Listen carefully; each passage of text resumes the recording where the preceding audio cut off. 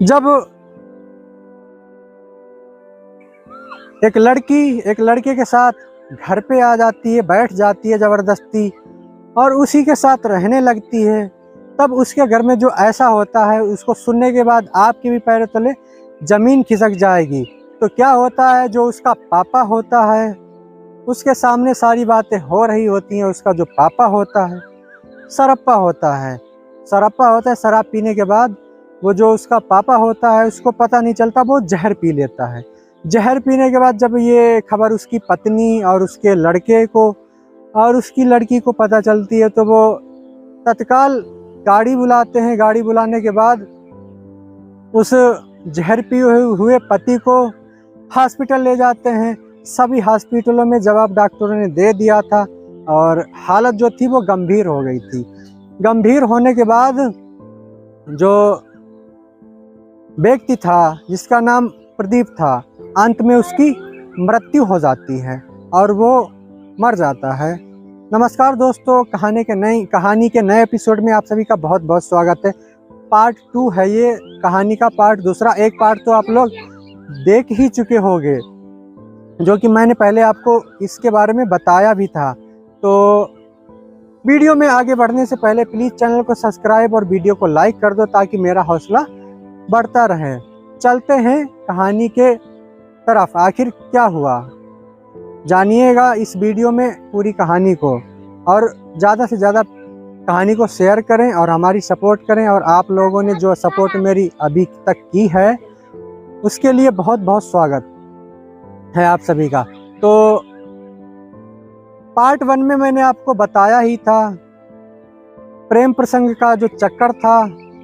राजू नाम का लड़का था और प्रेमलता नाम की लड़की थी, जिनको प्यार होता है। प्यार होने के बाद पति चला जाता है दिल्ली 2 दिन पहले ही।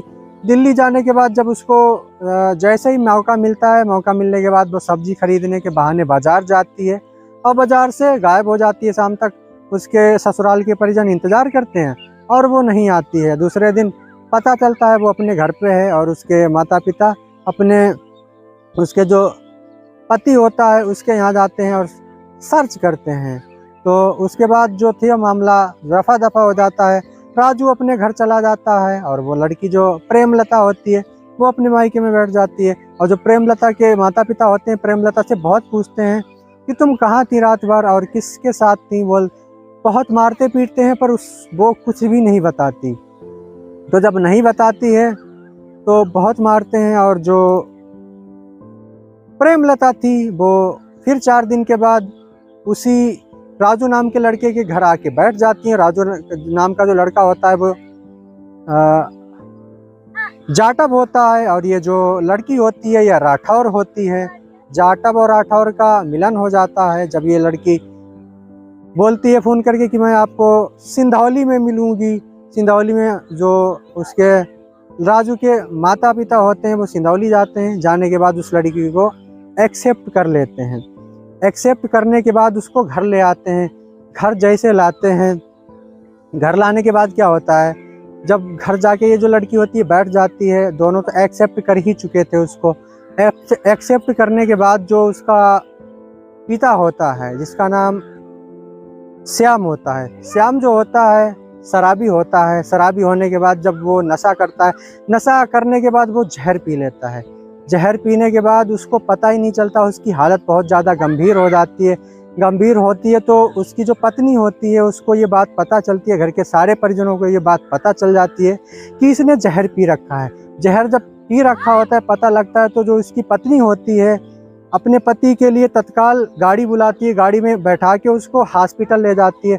हॉस्पिटल ले जाते उसकी जो हालत होती है ज़्यादा गंभीर हो जाती है। गंभीर होने के बाद जो डॉक्टर होते हैं वो जवाब दे देते हैं कि इनको नहीं बचाया जा सकता।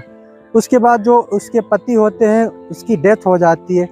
डेथ होने के बाद जो उसका डेड बॉडी होता है घर लाया जाता है। घर लाने के बाद पुलिस को इन्फॉर्मेशन दी जाती है। पुलिस जैसे ही आती है उस जो डेड बॉडी होती है उसको हिरासत में लेके पोस्टमार्टम के लिए भेज देती है।